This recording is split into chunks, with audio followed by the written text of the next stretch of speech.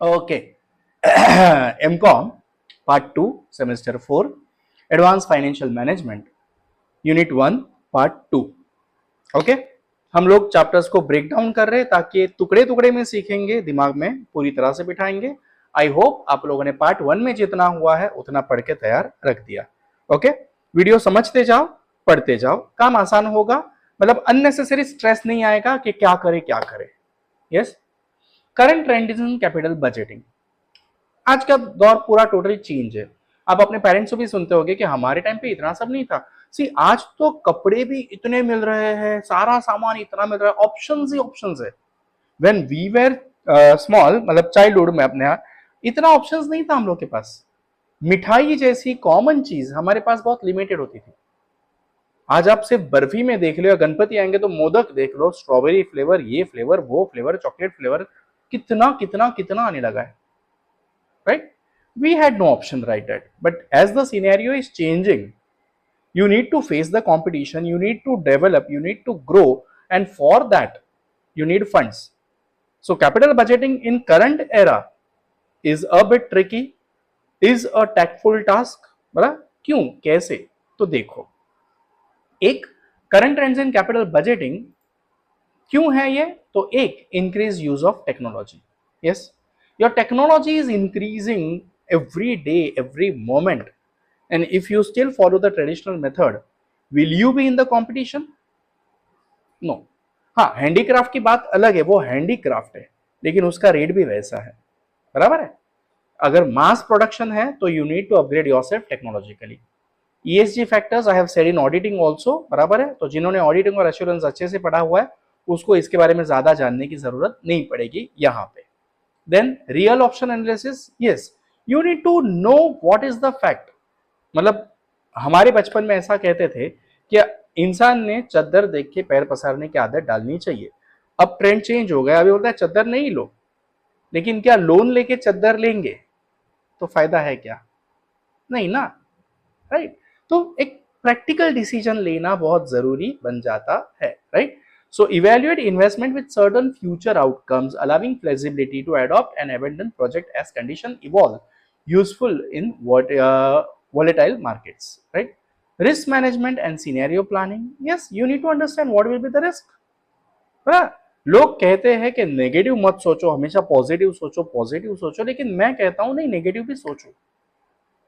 Reason ये है कि I am planning to execute something, I am planning road map, ये करूंगा ये करूंगा ये करूंगा ये करूंगा, समझो नहीं हुआ तो आपने नेगेटिव सोचा ही नहीं है और वही करने चलेगा और नहीं हुआ तो do you have plan B? No, plan B कब बनता है? जब आप नेगेटिव सोचते हो। तो at times negative thinking should be implemented for finding better options so that your work doesn't halt, right? तो रिस्क मैनेजमेंट समझना जरूरी है, उसके हिसाब से हमें सिनेरियो प्लानिंग करनी पड़ेगी, right? Decentralization, centralization, all the decisions taken by one authority. Decentralization, you are dividing the authorities, you are dividing the decision making power to the subordinates, right? The capital budgeting is are decentralized, empowering local teams to make decision based on their regional insight for localized investment strategy. मेरी company है, एक branch Mumbai में है, दूसरी branch Rajasthan में है, क्या दोनों की नीड सेम है? नहीं, दोनों का सोशल स्ट्रक्चर अलग है, ज्योग्राफिकल कंडीशंस अलग है, इकोनॉमिकल कंडीशंस अलग है। Accordingly the team working over there should take the decision, right? Sustainability and green investment, yes, again auditing के साथ कनेक्टेड हो रहा है ये, बराबर। ऑटोमेशन टेक्नोलॉजी के साथ ये कनेक्टेड हो गया है, बराबर है। तो आपको ये सोचना पड़ेगा, yes. Emphasis on strategic alignment, investment support digital transformation, innovation and strategic imperatives. Focus on intangible assets, you need to focus on that also, क्योंकि अपना ब्रांड वैल्यू बनाना है, कॉर्पोरेट इमेज बनाना है, गुडविल ध्यान रखना है, पेटेंट्स, ट्रेडमार्क, कॉपीराइट उसको अपने को कब्जे में करना है। China takes maximum patents during the year since last many years. Reason, the kids over there are research oriented, they are planning new products every time। जैसे नया प्रोडक्ट दिमाग में आया उसको बनाया, प्रोटोटाइप बन के उसका पेटेंट ले लिया, बात खत्म। ये एक रीजन है उनका प्रोडक्शन ज्यादा हो रहा है, बराबर। Then agile capital budgeting frameworks पर बहुत नाजुक चीज है ये, और allows companies to review and adjust investment decision quickly as market condition changes, right? Impact of inflation, yes. Is that affecting your capital budgeting? Yes. Raw material महंगा है, labour महंगा है, अदर ओवरहेड्स महंगे हैं, उसमें मुझे कैपिटल बजटिंग डिसीजन लेने हैं, बड़ा कैपिटल इन्वेस्टमेंट करनी है टैक्टफुल है, इंटेलेक्चुअल है, चैलेंजिंग है, यस, बराबर है। तो आपको बहुत कुछ देखना है। तो अप्रेजल अंडर इन्फ्लेशन, एक कॉस्ट एस्केलेशन, देखना है कि कौन सा कॉस्ट मैं कम कर सकता हूं, right. Keeping in mind the rate of inflation, it is necessary to provide cost escalation on account of all heads of cost, right? Cost of funds, the loan I'm going to take or borrow, I have to pay for that, right? Funds are raised from different sources, the probable revision is the rate of interest should be considered. Adjustment of projection, right? What I'm planning for future, for that I need to adjust from today itself, correct? Inflation affects future projections, hence it has to be considered while projecting cash flows. Evaluation of financial viability, बराबर, financial viability of the project should be evaluated with reference of economic justification of the project. पर मैं इतना investment कर रहा हूं उसके हिसाब से क्या वो मुझे रिटर्न्स देने वाला है, क्या वो मुझे परवडेबल है या नहीं है, right. Choice is cash flows. अब ये सिंपल सा है, मुझे ज्यादा समझाने की जरूरत नहीं। सर इतना डिटेल में क्यों जा रहे हो यार, 14 मार्क्स का है तो जाना पड़ेगा, है ना। Risk in capital budgeting, yes there are risk. एक इंटरनल फैक्टर्स, बराबर है, factors impacting capital budgeting decision, internal है project specific risk, company specific risk. External में इंडस्ट्री स्पेसिफिक रिस्क है, मार्केट रिस्क है, कॉम्पिटिशन रिस्क है, risk due to economic conditions है, और इंटरनेशनल रिस्क है। इनको देखते हैं, प्रोजेक्ट स्पेसिफिक रिस्क। देखो मैं कोई नई टेक्नोलॉजी अगर इंप्लीमेंट करना चाहता हूं, नया मशीन लाना चाहता हूं, तो मशीन लाके रख दिया, काम हो गया क्या? जो वो मशीन ऑपरेट करने वाले हैं उनका ट्रेनिंग, राइट। अगर नया मशीन है, नई टेक्नोलॉजी है, तो इंस्टॉलेशन भी तो उसका अलग होगा, उसका इंस्टॉलेशन कॉस्ट है रिस्की, और रिकवर नहीं हुआ तो लफड़ा ही लफड़ा है, right. This type of risk affects the particular project and its cash flow. It involves project completion in the scheduled time. अब ये कंस्ट्रक्शन वगैरह का आप लोग प्रोजेक्ट देखते होंगे तो पीले कलर का एक बोर्ड लगता है, name of the contractor, time period of the contractor, beginning date, ending date, estimated cost, तो ये सब लगा दे। और ये अगर एस्टिमेटेड टाइम में नहीं हुआ है लफड़ा, फाइन भरनी पड़ सकती है, उसको महंगा पड़ेगा वो प्रोजेक्ट, ये सारी चीजें होती है, right. Error of estimation in resources, cash flows estimation etcetera. For example nuclear power project, बहुत बड़ा प्रोजेक्ट आ गया, मैंने तो आपको रास्ते का एग्जांपल दे दिया, बराबर है। अपन लाइफ से कनेक्ट होने वाले एग्जांपल के साथ ही सीखेंगे। न्यूक्लियर पावर प्रोजेक्ट में वो किट पहन के जाना पड़ेगा, नहीं जाना बाबा। Company specific, every industry is having some risk, yes, right. अभी अचानक से कुछ एक्सीडेंटल केस हो गई, मेरे मजदूर अगर स्ट्राइक पे चले गए, राइट, ब्लॉकडाउन हो गया, या मशीन ही मेरा रन डाउन हो गया, कोई एक्सीडेंटल केस हो गया, कैसे हैंडल करूंगा? किसी ने केस ठोक दिया कि ये प्रोडक्ट हमारा है, इन लोगों ने चोरी किया। This type of risk arises due to company specific factors. It includes downgrading of credit rating, changes in key management, intellectual property rights, law and regulations, dispute with laborers, etc. देखो ये सारे example मैंने आपको अलग अलग language में दे दिए। All this factors affects the cash flow of an entity, बराबर। रहा सवाल एक्सटर्नल, तो इंडस्ट्री स्पेसिफिक रिस्क अभी अभी कंपनी का बताया, वैसे इंडस्ट्री का। मार्केट रिस्क, क्या मार्केट में आपका प्रोडक्ट चलेगा ही चलेगा, 100% गारंटी है। ये मैं जब ऐसे करता हूं मुझे मजा आता है, 3D इफेक्ट, बराबर। यस, मार्केट रिस्क है ना, मार्केट का फ्लक्चुएशंस आपके बिजनेस कंडक्ट को अफेक्ट करने वाला है, and that is a biggest risk. I am making investments of lakhs in capital project and the production coming out of that is not having the demand in the market, बराबर, जीते जी नरक यातना मिलेगी अपने को, बराबर। कॉम्पिटिशन, वापस ये लोग थर्मल पावर प्रोजेक्ट में कि बाप रे ये बहुत बहुत अमीर है रे, नहीं अपन गरीब में जाते हैं, बराबर। कॉम्पिटिशन रिस्क, बराबर। Whatever product you are making, are there any competitors with you for that? Yes. So competitor ने अगर और अच्छी क्वालिटी और सस्ता दाम दिया, आपका बिजनेस रिस्क पे है या नहीं है? आपके पास एक टेक्नोलॉजी है, अभी पिछले साल आपने मशीनरी खरीदा, और टेक्नोलॉजी ऐसी चीज है जो डेली अपग्रेड हो रही है, आपके कॉम्पिटिटर्स ने रिसेंट मशीनरी ले लिया, क्या उसका इंपैक्ट आपके बिजनेस पे पड़ेगा या नहीं पड़ेगा? पड़ेगा, बराबर है। Risk due to economic condition, yes. India 6th economy पे आ गई है, 4th पे से अपन 6 पे कूदेंगे नहीं बोलूंगा, क्या बोलेगा, फिसल गए हैं, बराबर है, सोचा है। इसकी वजह से बिजनेस में असर होगा, आपके कैपिटल बजटिंग पे असर होगा। International risk, war situation we are having, right, because of that आपके गैस पे फर्क पड़ा, पेट्रोल पे फर्क पड़ा, पेट्रोलियम प्रोडक्ट्स पे फर्क पड़ा, यस।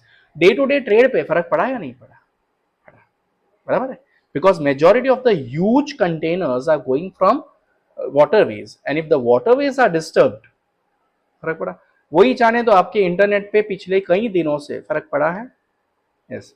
लोगों का मानना है कि इंटरनेट आसमान से आ रहा है, नहीं, majority of the internet is from optical nerves which are laid down beneath the surface of the ocean, समुद्र में से आ रहा है, वहां पे वॉर सिचुएशन है, तो उसका इफेक्ट इंटरनेट पे है, okay. Then methods of incorporating risk in capital budgeting, yes. Statistical technique आप यूज कर सकते हो, तो probability, standard deviation and coefficient of variation 11th 12th 13 में आप लोग सीखे हो मैथ्स में, right. Conventional technique risk adjustment technique है, discounted rate, certainty equivalent approach. अब इसको मैं ऐसे ही गो थ्रू कर रहा हूं क्योंकि आगे आपको टॉपिक्स ही है इसके ऊपर, right. Other techniques, sensitivity analysis, scenario analysis, decision tree analysis, Monte Carlo simulation, replacement decision, right. Evaluation techniques, अलग अलग टेक्निक्स, आप पेबैक मेथड करोगे, accounting profit, time value, NPV, future value, ये सारी चीजें देखोगे, बराबर है। तो पेबैक मेथड है, कैश फ्लो एस्टिमेट्स, इसमें आप क्या करोगे, टैक्स इफेक्ट, कितना कितना पेबैक होने वाला है, उसमें से टैक्स को माइनस कर देंगे, डेप्रिसिएशन नॉन कैश एक्सपेंस है तो उसको ऐड कर देंगे। देयर आर वेरियस मेथड्स, जब प्रैक्टिकली हम सम करेंगे तो इसको ज्यादा डिटेल में समझेंगे, right. So cash flow estimates, you need tax effect, effect on depreciation, बराबर है, effect on other projects, effect on working capital, release of net working capital is salvage value, additional capital expenditure, right. Therefore cash inflow कैसे गिना जाता है, तो net profit before depreciation and tax, तो before depreciation and tax है तो less क्या करोगे आप, टैक्स। जिनको इसमें प्रॉब्लम आ रहा है, SY BCom management accounting semester 3, you can go for the introduction topic of capital budgeting, okay, and there are only 4 sums, you can understand that, which are very simple. Based on that ये आप लोग को easily recall होने को मदद करेगा, okay. So net profit after depreciation but before tax, तो cut क्या करेंगे, टैक्स, तो NPAT आ गया, लेकिन क्या टैक्स, कैश एक्सपेंस है, क्या पैसा बाहर गया, नहीं, आपने सिर्फ बाजू में निकाल के रखा है तो उसको एड बैक कर देंगे, that will give you your inflows, done. तो अल्टरनेटिवली इसको और कैसे देख सकते हैं, सेल्स रेवेन्यू है माइनस कैश ऑपरेटिंग कॉस्ट है, cash inflow before tax less depreciation, taxable income less tax, earning after tax add tax, cash inflow, okay. ये कैश इनफ्लो ढूंढने का ये तरीका है, done. Sometimes the cash inflow may be considered in terms of net savings. In such case, saving in cost will be starting point. Cash flow in such case will be calculated as follows. तो saving जो होने वाली है वो less depreciation, net savings हो गया अपना, बराबर है, less income tax कर देंगे, net savings after tax add depreciation, अपने को इतना inflow होने वाला है, डन। इन्होंने छोटे मोटे एग्जांपल्स दिए अपने को। C limited is considering investment project in expected original investment of 2 lakh, बराबर, 2 लाख का आप इन्वेस्टमेंट कर रहे हो, कितने साल के लिए, 5 साल के लिए, जिसमें कंगाली है, नो स्क्रैप वैल्यू मिलने वाला है, तो 2 लाख 5 साल के लिए, यानी 1 साल का डेप्रिसिएशन कितना, 2 lakh divided by 5, 40,000. Yes. The expected net cash inflow after depreciation but before tax. तो 40,000 माइनस करने के बाद है, बराबर, लेकिन टैक्स माइनस नहीं किया है. देख लेते हैं. Excuse me, you have already excuse, क्योंकि मैंने पानी पी लिया. Okay. So year 1 85,000, 1 lakh, 80,000, 80,000 and 40,000. The project will be depreciated at 20% on original cost. अच्छा उन्होंने बोला, हमें तो पता ही नहीं था, बराबर, ये नहीं भी थे तो भी original cost minus scrap value upon estimated life, right. The company is subjected to 30% tax. No problem. चलो, what is the inflow of first year? 85,000. Of that you will deduct 30%, यानी कितना डिडक्ट करोगे? 25,500. तो आपके पास कितना बचेगा? 59,500. बट क्या depreciation actual expense है? कैश बाहर गया क्या? नहीं. एडबैक कर देंगे, यानी पैसा कितना था? 99,500. Your inflow of the second year is 1 lakh minus 30%, 70,000 plus 40,000, 1 lakh 10. बराबर, and so on, so on, so on, right? So how much you are going to earn?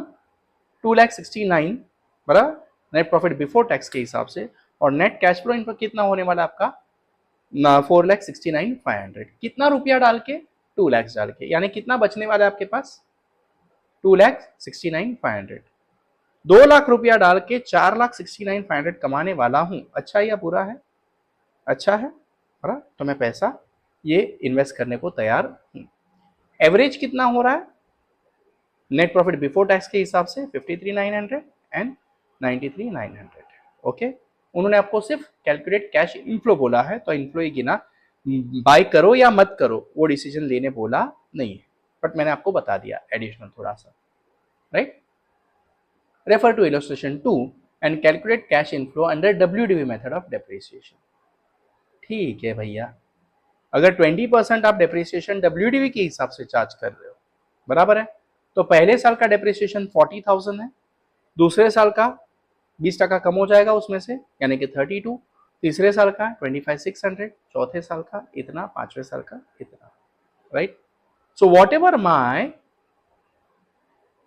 Okay tax is, वो minus हो गया, उसमें मैंने depreciation add कर दिया, तो inflows मेरे इतने आ गए, बराबर. उन्होंने डेप्रिसिएशन वैसे गिन के भी बताया हुआ इंग्लिश में, बराबर, उतना मेरा दिमाग चलता नहीं है, बराबर, मैंने डायरेक्टली बता दिया. क्लियर? यस. कुछ लाइक करो, कुछ कमेंट करो. जितना आप लोग कमेंट करोगे ना, उतने अपने वीडियोस ऊपर आएंगे. अभी देखो एमकॉम का वीडियोस नहीं है, ऐसा मुझे आप लोगों ने बोला हुआ है, राइट. तो आप लोग की कमेंट अगर अपने वीडियोस को ऊपर लाएगी तो कितने लोगों का भला होगा, राइट. चैनल अब तक मोनेटाइज हुआ नहीं है, और होगा तो भी उसका पैसा समाज सेवा में ही जाएगा या इसी चैनल के अपग्रेडेशन के लिए जाएगा, राइट. तो लाओ अपने वीडियोस को फोकस में, कमेंट मारो, दुनिया को देखने दो, अपनी इनकम भी बढ़ेगी, उससे चैनल भी बढ़ेगा, मतलब टेक्नोलॉजिकली अपन एडवांस हो गए. But still I will pray कि मैं यूट्यूबर ना बनूं, टीचर ही रहूं. ओके. क्योंकि यूट्यूबर को बहुत बड़ा बड़ा बोलना पड़ता है, स्क्रिप्टेड बोलना पड़ता है. मैं टीचर हूं, इसके लिए अनस्क्रिप्टेड अनएडिटेड वीडियोस ही अपने मुझे पसंद है. आप लोग को पसंद हो तो कमेंट मारना. Thank you.